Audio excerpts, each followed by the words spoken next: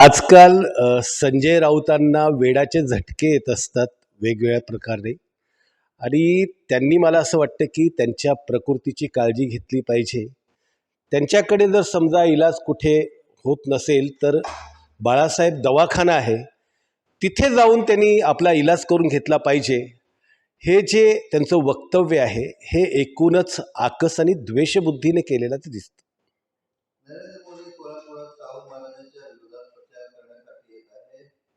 हा छत्रपती शिवाजी महाराजांच्या गादीचा अपमान आहे असं संजय राऊतांनी म्हटलं. देशात लोकशाही आहे आणि लोकशाहीचे पंतप्रधान आहे. लोकशाहीचा उत्सव देशामध्ये सुरू आहे आणि पंतप्रधान म्हणून आपल्या उमेदवाराच्या प्रचाराला जाण्यात किंवा महायुतीच्या उमेदवाराच्या प्रचाराला जाण्यात काही गैर नाही आहे.